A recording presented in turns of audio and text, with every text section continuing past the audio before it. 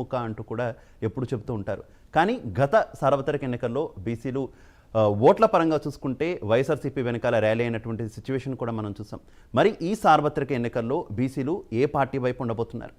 ఆంధ్రప్రదేశ్ రాష్ట్ర రాజకీయాలను శాసించే బీసీలు ఏం కోరుకుంటున్నారు? తదితర అంశాలకు సంబంధించి ఇవాల్టి ప్రైమ్ డిబేట్లో మనం చర్చించబోతున్నాం. నాతో పాటు డిబేట్లో పాల్పంచుకుంటున్నారు సజ్జా అజయ్ కుమార్ గారు, తెలుగుదేశం పార్టీ నాయకులు, అలాగే బండారు రామ్మోహన్ రావు గారు, రాజకీయ విశ్లేషకులు, జీవి శేఖర్ రెడ్డి గారు, వైఎస్ఆర్ కాంగ్రెస్ పార్టీ నాయకులు, మరి కాసేపట్లో జాయిన్ అవుతారు బాబు పాలూరి గారు, జనసేన పార్టీ నాయకులు. అందరికీ నమస్కారం. ముందుగా శేఖర్ రెడ్డి గారు, బీసీలు అంటే బ్యాక్వర్డ్ క్లాస్ కాదు, బ్యాక్ బోన్ అంటూ గత ఎన్నికల ప్రచారంలో విస్తృతమైనటువంటి ప్రచారం చేశారు. బీసీ గర్జన నిర్వహించారు. బీసీల కోసం డిక్లరేషన్ తీసుకొచ్చారు. ఏంటి ఈ 5 ఏళ్లలో బీసీల కోసం ఏం చేశారు? బీసీల కోసం ఏం చేశామనేది సారీ అండి, ముందుగా మీకు అలాగే ప్యానెల్లో ఉన్న మిత్రులకి అలాగే వీక్షకులందరికీ కూడా గుడ్ ఈవినింగ్ అండి. బీసీలకి ఏం చేశాము అనేది మేము చెప్పడం కాదు, బీసీలకే తెలుస్తుంది. మీరు అడిగారు కాబట్టి చెప్తున్నాం.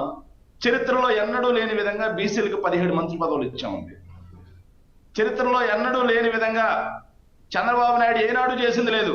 4 బీసీలకి రాజ్యసభ ఎంపీలు ఇచ్చామండి.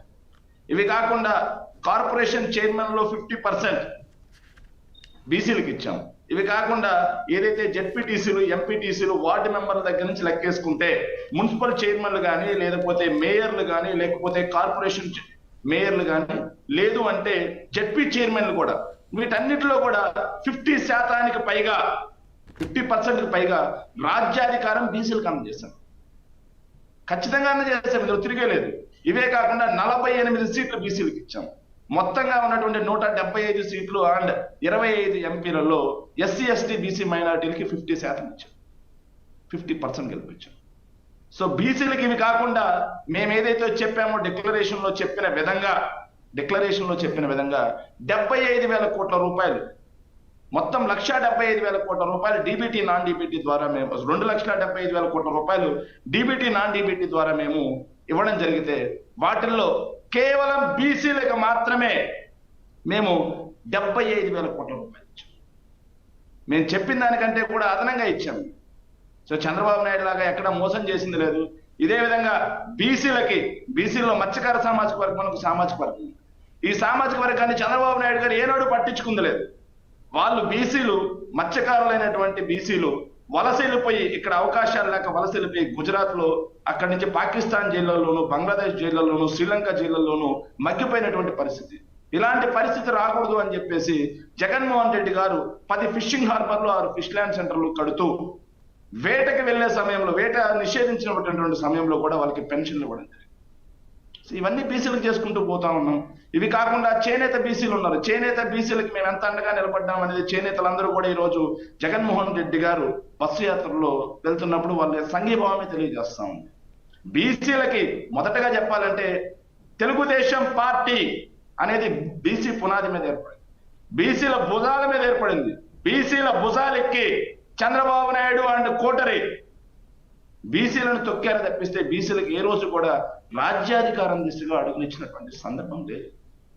కానీ జగన్మోహన్ రెడ్డి గారు ఈ రోజు గ్రామ స్థాయి నుంచి ప్రతి చోట బీసీలకి 50% ఇస్తూ వచ్చాం. సో అలాంటి బీసీలో ఒక్కరిని కూడా నామినేట్ చేయలేదండి. బీసీలు అండగా నిలబడినా సరే 2014 నుంచి 19 మధ్యలో చంద్రబాబు నాయుడు గారు ఒక్కరిని కూడా రాజ్యసభకు పంపించలేదు బీసీలో. కానీ మేము 4 పంపించాం. తేడా స్పష్టంగా కనిపిస్తుంది కదా. రాజ్యాధికారం అంటే ముఖ్యమంత్రి పదవో, ప్రధానమంత్రి పదవో కాదండి. ప్రధానమంత్రి పదవి అంటే బీసీ నరేంద్ర మోడీ గారు దేశానికి ఈరోజు ప్రధానమంత్రిగా పనిచేస్తున్నారు. మరి బీసీలందరికీ రాజ్యాధికారం వచ్చేసిందా? లేదుగా.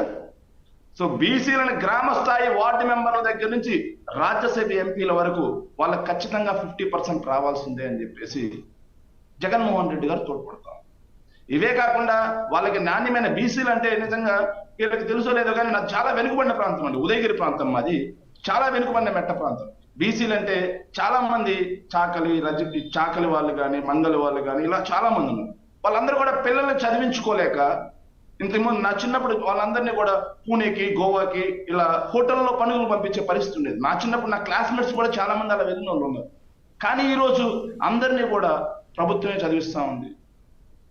మంచిగా విద్య దొరుకుతా ఉంది. గవర్నమెంట్ స్కూల్స్ లో అన్ని ఫెసిలిటీస్ దొరుకుతున్నాయి. మధ్యాహ్న భోజన పథకం బ్రహ్మాండంగా అమలు అవుతా ఉంది. ఓకే. ఇవి కాకుండా ఫీజు రియంబర్స్మెంట్ పథకం ద్వారా మంచిగా వెళ్తా ఉంది. ఇంకేంటి, బీసీలకి గత ప్రభుత్వాల కంటే కూడా ఈ ప్రభుత్వం 95% మిన్నగా చేసింది. అందులో ఎలాంటి సందేహం లేదు.